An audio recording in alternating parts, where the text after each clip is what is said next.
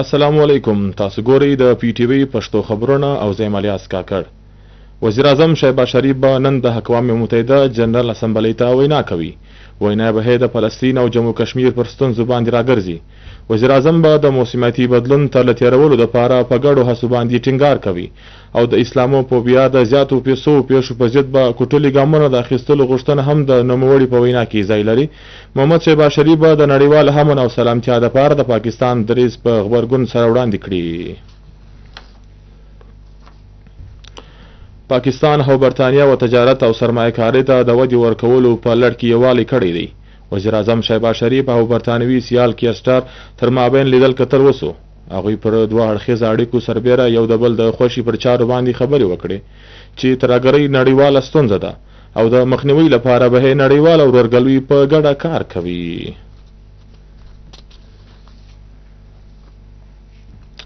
له وزیر اعظم محمد شهباز شریف سره د ایران صدر لیدلی دي. د لیدو پر مهال پاکستان او ایران د دوه اړخیزه اړیکو پر څنګ کې د تجارت او سرمایه‌کارۍ د ودې او ورسره د ثقافتي اړیکو د پیاوړي کولو پر ضرورت هم ټینګار وکړي. په نیویارک کې وزیر اعظم محمد شهباز شریف او د ایران صدر په غزه کې د سمدستي جنگبندۍ او د لبنان په ضد د اسرائیل د زور زیاتوب د مخنیوي پر خبره هم ټینګار وکړي. د معاشي پیاوړتیا لپاره د حکومت او IMF پر مرستو جاري ساتلو باندې یووالی ترسره شوی دی. وزیر اعظم شهباز شریف او د نړیوال مالیاتي فنډز د منیجنګ ډایرکټر کریسټینا جارجویا تر مابین لیدل کتل وسو. وزیر اعظم د $2 ارب د پروګرام پر منځوري باندې د IMF د ملاتړ مننه وکړه او د موسمیاتي بدلون لپاره د مالی مرستو د فعالیت پر سمدلاسه اړتیا باندې هم خبره وسوه. د IMF منیجنګ ډایرکټر کریسټینا جارجویا ویلي دي چې له وزیر اعظم شهباز شریف سره ملاقات ډیر شو چې د پاکستان لپاره د IMF په پروګرام باندې د روانو منصوبو په اړه خبرې وسوي چې په هغوی کې د هیواد د پرمختګ لپاره د تګلارې ښېګړه پر افراد زر باندې کنټرول، د ټیکس په نظام کې د انصاف او د روزګار لپاره د نوو لارو پرانستلو لپاره سمونچارې شاملې دي. له ډیپټي چیرمن سیدال خان سره د کوټي بار اسوسییشن صدر کاری رحمت الله د وکلا د ډلې په ملګرتیا په پارلیمنت هاوس کې ولیدل. د لیدو پر مهال د عدالتي چارو د سمونچارو ترڅنګ وکیلانو ته د ورپېښو ستونزو د هوارولو په اړه تفصیلي خبرې وسوې. ډیپټي چیرمن سیدال خان وویل چې موږ د کوټي بار د پیاوړي کولو او د وکیلانو د ستونزو د هوارولو هڅې کوو. د جمهوریت په وده کې د عدلیه د ارزښت وړ کردار لري او عدالتي نظام په حاله کول د حکومت په لومړۍ پاملرنه کې ځای لري.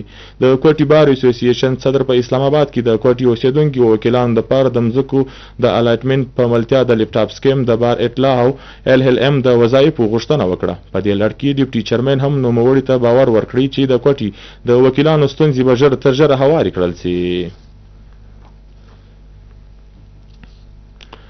د بلوچستان وزیر اعلی امیر سرفراز بگټي په کوټه کې د وفاقي وزیر سفیران انجینیر امیر مقام په درناوي کې د ماخستن میلمستیا وکړه.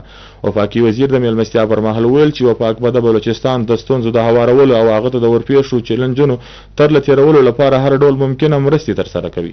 بلوچستان دا په اراده لري چې د هامو خلکو د ژوند معیار بشه کوي او په شاته پاتېدلو څخه به ژغوري. زه باور لرم چې د بلوچستان د وزیر اعلی امیر سرفراز بگټي په مشرۍ کې د بلوچستان د پرمختګ پر لار روان دی. وزیر اعلی امیر سرفراز بگټي وزیر سفیران ته وویل چې بلوچستان کې امن او امان، روغتیا، تعلیم او مالیاتي بدلون د پام وړ ستونزې دي. ګډ صوبایي حکومت د ملګرو او ډلو په سلا مشوره کار کوي. د حکومتي چارو سمونچاري د بلوچستان حکومت په لومړۍ پاملرنه کې ځای لري. په میلمستیا کې د بلوچستان گورنر جعفر مندوخیل، سپیکر عبدالخالق اسکزی، صوبایي وزیرانو او د اسمبلی د غړو ترڅنګ لوړو چارواکو هم ګډون درلودی.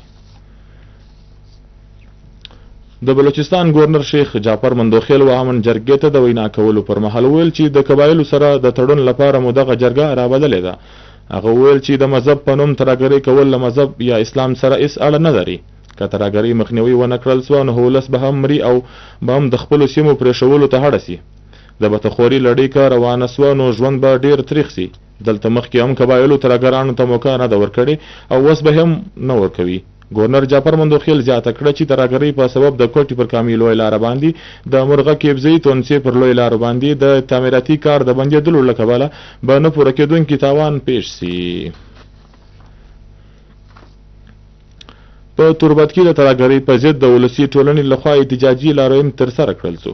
دغه لاریون له ایرپورټ چوک څخه د ضلع کیچ تربت تر ډي سي افیس پورې ترسره سو. د لاریون مرام له پاک پوج سره د درېدلو ترڅنګ د هیواد د سلامتیا دپاره د ترهګرۍ په ضد یو موټی کېدلو.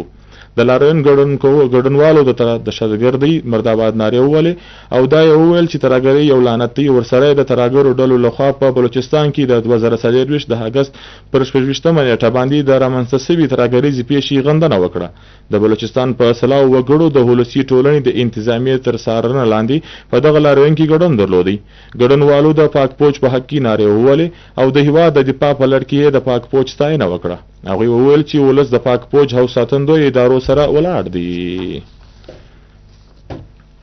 او اوس پښتو خبرونه وپای ته ورسېدل او مشترک کړي. اجازت د لوی الله په امان.